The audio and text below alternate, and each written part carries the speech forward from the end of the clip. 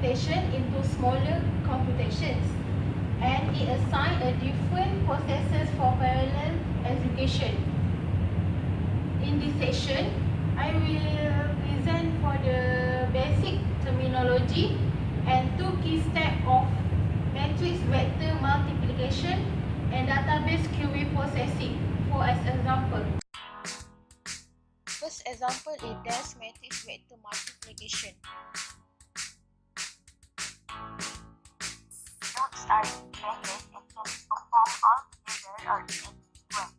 An abstraction to express such dependencies among parts matrix as integral distribution nodes represent tasks and dependencies among them.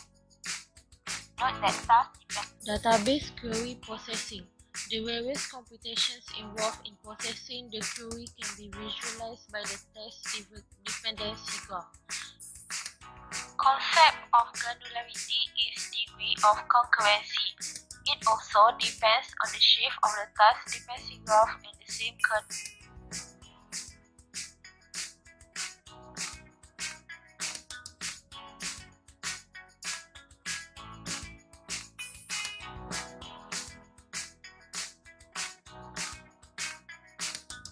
Maximum degree of concurrency is the maximum number of tasks that can be executed simultaneously in a parallel program at any given time. The meaning of critical path is a feature of a task dependency graph that determines the average degree of concurrency for a given granularity is the iteration among tasks running on different physical processes. The task that a problem is decomposed into often share input, output, or processes and mapping. The term process does not adhere to the rigorous operating system definition of a process. A good mapping should seek to maximize the use of concurrency by mapping independent tasks onto different processes. It should seek to minimize interaction among processes by mapping tasks with a high degree of mutual interaction onto the same process. Processes versus processor. The meaning of a one-to-one correspondence between processes and processor, and it is appropriate to assume that there are as many processes as the number of physical. Design parallel algorithm. First, develop a decomposition and mapping strategy suitable. Okay, 3.1.1. The meaning of decomposition is a process of dividing a computation into smaller parts. Okay, the meaning of task is programmer define units of computation into the main computation. The task is use the arbitrary size, but if it have defined, it can be used as indivisible units. So the key to reduce the time, we can use simultaneous execution of multiple tasks to solve the entire problem. Okay, second topic of 3.1.2 is granularity. The meaning of granularity is the number and size of tasks into a problem determines the granularity of the decomposition. The first point of granularity is fine-grained. The meaning of fine-grained is decomposition into large number of small tasks. Example is matrix vector multiplication, which is of large number of tasks perform a single dot product. Second point is coarse-grained. The meaning is decomposition into small number of large tasks. Example, the decomposition of the decomposition of the same problem where each task computes n or 4 of the entries of the output vector of length n. Today we will learn about decomposition techniques. Decomposition techniques is a fundamental step to solve problem in parallel. Why we need to solve problem in parallel? To split computation to be performed. Okay. Computation is any type of calculation includes both arithmetical or non-arithmetical steps.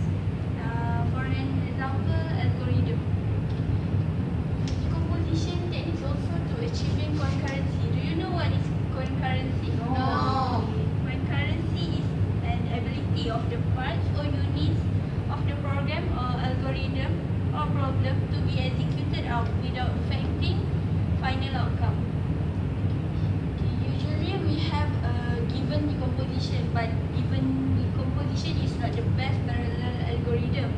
Okay, decomposition is an good starting point to solve problem and also to obtain effective decomposition. Okay, lastly, decomposition techniques is divided into four. Firstly, recursive. Second, data. Third, exploratory. And the last is speculative. The first decomposition is recursive decomposition. Recursive decomposition is a method of inducing concurrency in problems that can be solved using the divide and conquer strategy. In this technique, a problem is solved by first dividing it into a set of independent subproblems. Each one of these subproblems is solved by recursively applying a similar division into smaller subproblems. After we divide the subproblems, we need to combine their results. For an example for this recursive decomposition is a quicksort.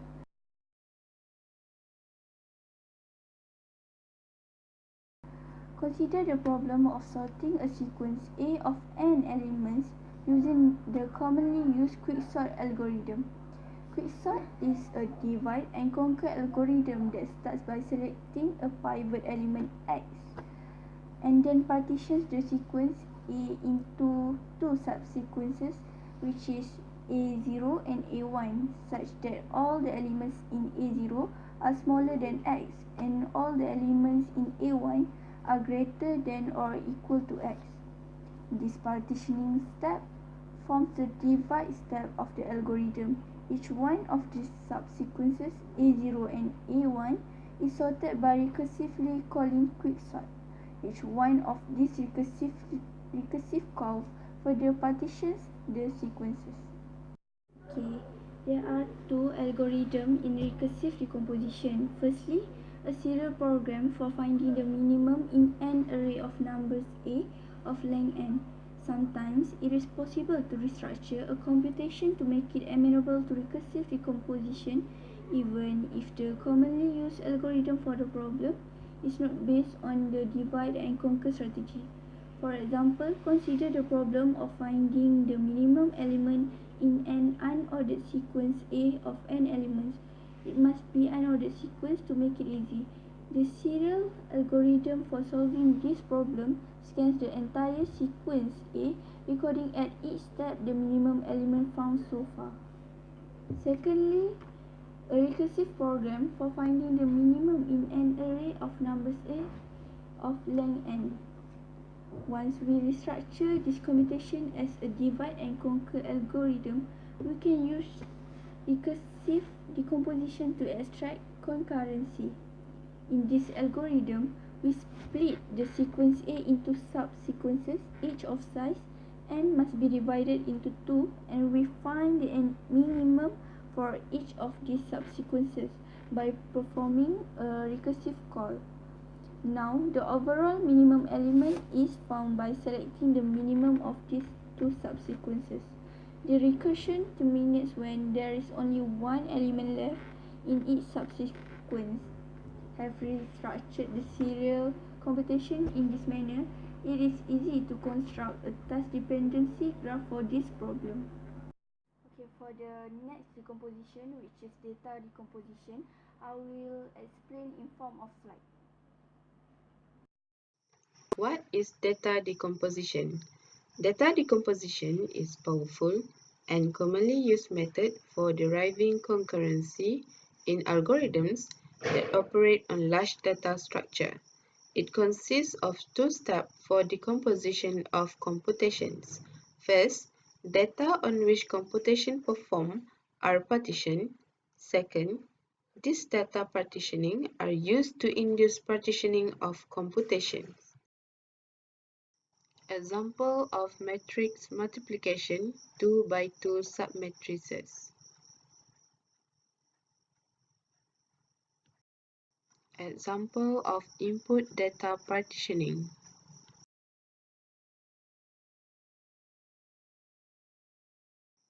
partitioning both input and output data. In some cases, in which it is possible to partition the output data, partitioning of input data can offer additional concurrency. Example, four-way decomposition for computing item set frequencies. Input and output data decomposition. Often, partitioning either input data or output data forces a partition of the other. Can also consider partitioning both. Example of intermediate data partitioning.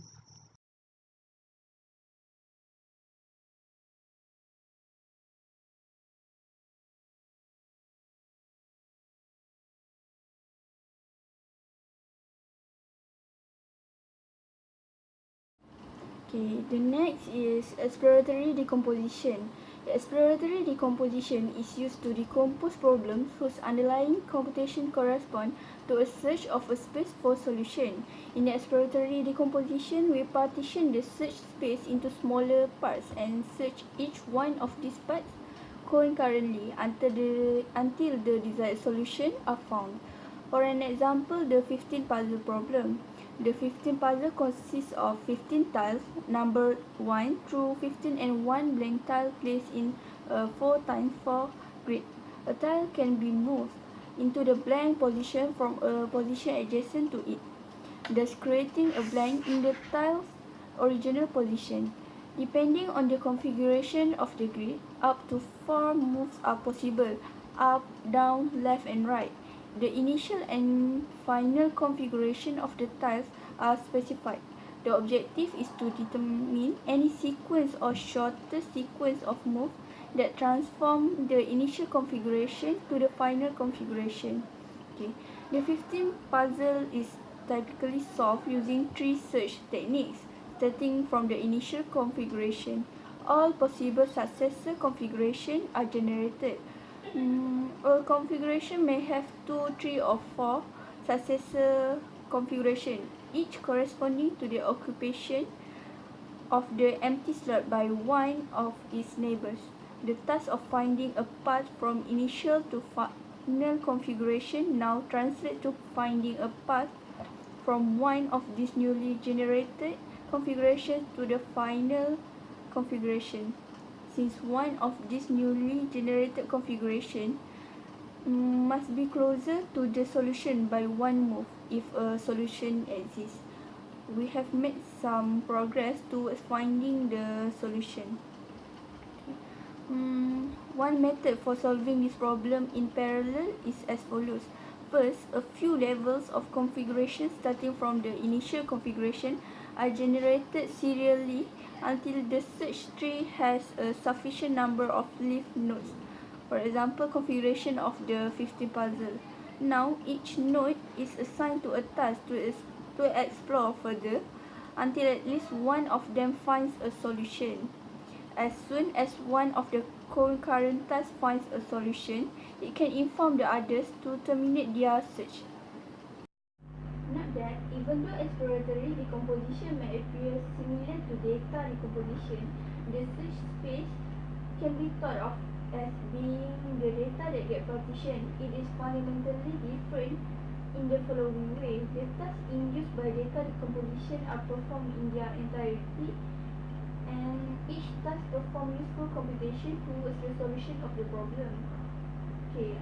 On the other hand, in exploratory decomposition, unfinished tasks can be terminated as soon as an overall solution is found.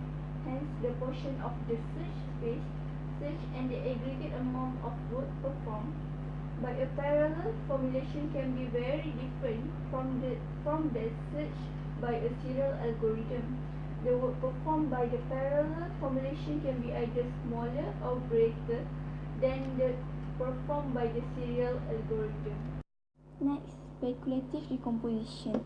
Speculative decomposition is used when a program may take one of many possible computationally significant branches depending on the output of other computations that precede it. This scenario is similar to evaluating one or more of the branches of a switch statement in C in parallel before the input of the switch is available. While one task is performing the computation that will eventually resolve the switch, other tasks could pick up the multiple branches of the switch in parallel. When the input for the switch has finally been computed, the computation corresponding to the correct branch will be used, while that corresponding to the other branches will be discarded. However, this parallel formulation of a switch guarantees at least the some wasteful computation. In order to minimize the wasted computation, a slightly different formulation of speculative decomposition could be used, especially in situations where one of the outcomes of the switch is more likely than the others. An example of an application in which speculative decomposition is useful is discrete event simulation. A detailed description of discrete event simulation is beyond the scope of this chapter. However, we give a simplified description of the problem. For parallel discrete event simulation, consider the simulation of a system that is represented as a network or a directed graph. The nodes of this network represent components. Each component has an input buffer of jobs. The initial state of each component or node is idle, and either component picks up a job from its input queue. If there is one, process that job in some finite amount of time and puts it in the input buffer of the components which are connected to it by outgoing edges. A component has to wait if the input buffer of one of its outgoing neighbors is full. Until that neighbor picks up a job to create space in the buffer, there is a finite number of input job types. The output of a component, and hence the input to the components connected to it, and the time it takes to process a job is a function of the input job. The problem is to stimulate and the functioning of the network for a given sequence or a set of sequence of input jobs, and the compute that total completion time and possibly other aspects of system behavior. However, we can define speculative tasks that start simulating a subpart of the network, each assuming one of several possible inputs to that stage. When an actual input which is the right to a certain stage becomes available as a result of the completion of another selected task from a previous stage, then all or part of the work required to simulate this input will have already been finished if the speculation was correct, or the simulation of this stage is restarted with the most recent correct input if the speculation was incorrect. Speculative decomposition is different from exploratory decomposition in the following way. In speculative decomposition, we can know the input at a branch leading to multiple parallel tasks is unknown, whereas in exploratory decomposition, the output of the multiple tasks originating at a branch is unknown. Next, in speculative decomposition, the serial algorithm will strictly perform only one of the tasks at a speculative stage, because when it reaches the beginning of that stage, it knows exactly which branch to take.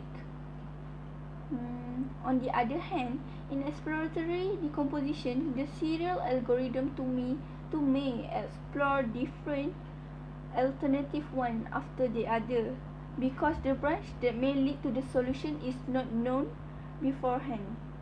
Therefore, the parallel program may perform more or less or the same amount of aggregate work compared to the serial algorithm, depending on the location of the solution in the search space. Finally, the last decomposition, which is hybrid decomposition. So far, we have discussed a number of decomposition methods that can be used to derive concurrent formulations of many algorithms. These decomposition techniques are not exclusive and can often be combined together. Often, a computation is structured into multiple stages, and it is sometimes necessary to apply different types of decomposition in different stages. An efficient decomposition would partition the input into p roughly equal parts and have each task compute the minimum of the sequence assigned to it. The final result can be obtained by finding the minimum of the p intermediate results by using the recursive decomposition. As another example of an application of hybrid decomposition, consider performing quicksort in parallel. This formulation results in O, which is n, tasks for the problem of sorting a sequence of size n. But due to the dependency among these tasks and due to uneven size of the task, the effective concurrency is quite limited. For example, the first task for splitting the input list into two parts takes O, which is n time, which puts an upper limit on the performance gain possible via parallelization. But the step of splitting lists performed by tasks in parallel quicksort can also be composed using the input decomposition technique that will be discussed. The resulting hybrid decomposition that combines recursive decomposition and the input data decomposition leads to highly concurrent formulation of quicksort. Okay, today we are going to learn about what? Characteristic of task. Okay, good. Okay, first of all is task generation. Okay, first of all is task generation. Second is static task generation. Okay, third is dynamic task generation. Okay, fourth is Task size. okay, fifth Knowledge of the task size. okay, and the last one is Size of data associated with task. okay, good. Okay, we're going to go through the subtopics. Okay, first is task generation. Task generation is the task that constitute a parallel algorithm may be generated either statically or dynamically. Second, static task generation. Static task generation refers to the scenario where all the tasks are known before the algorithm starts execution. For example, metric multiplication and LU factorization. Third one is dynamic task generation. Dynamic task generation is occurred during the execution of the algorithm.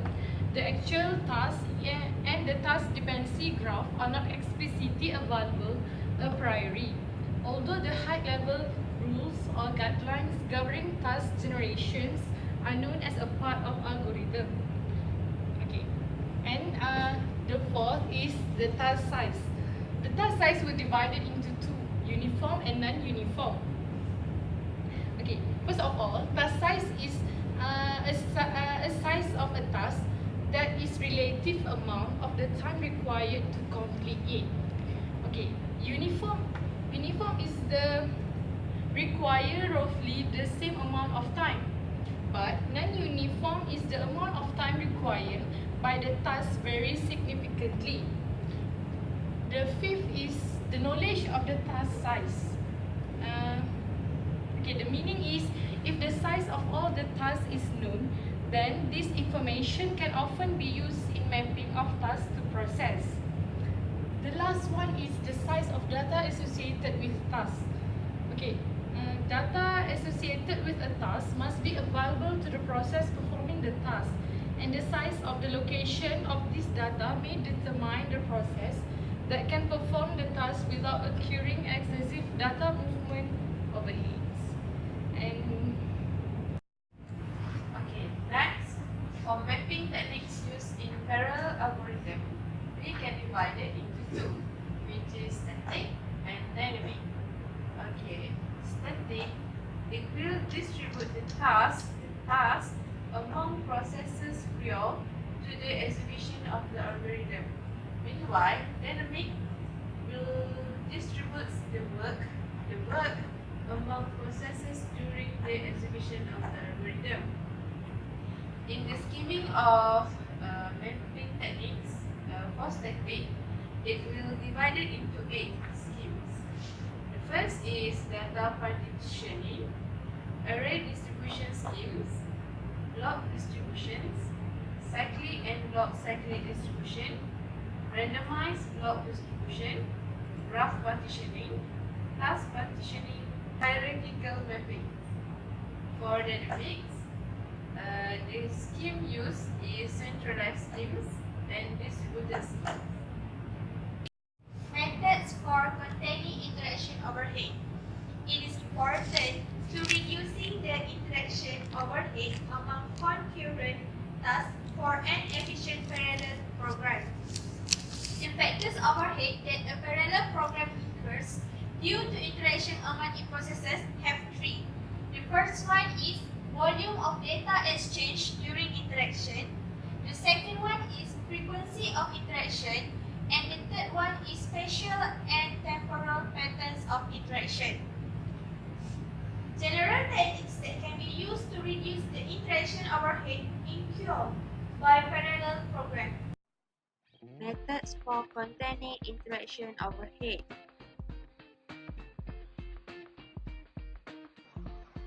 Maximizing data locality.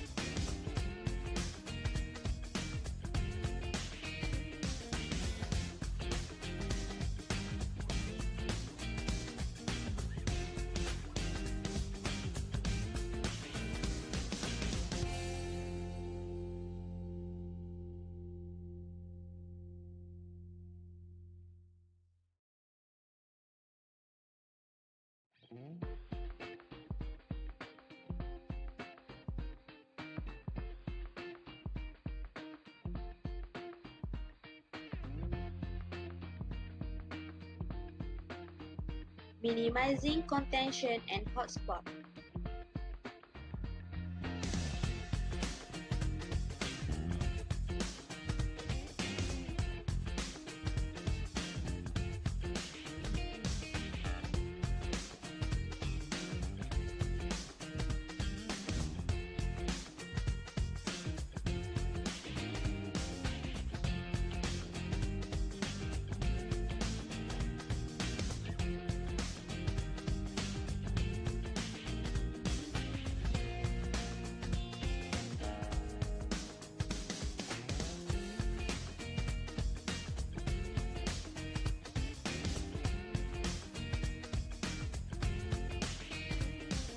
Overlapping computation with interactions.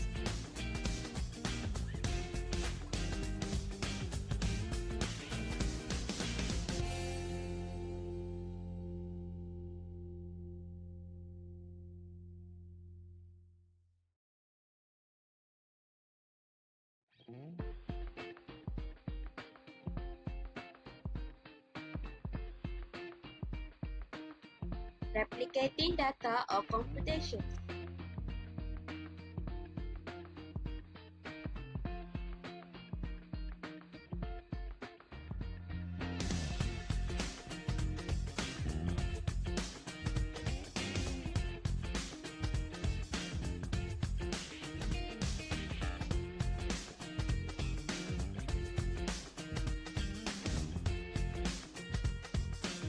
Using optimized selective interaction operations.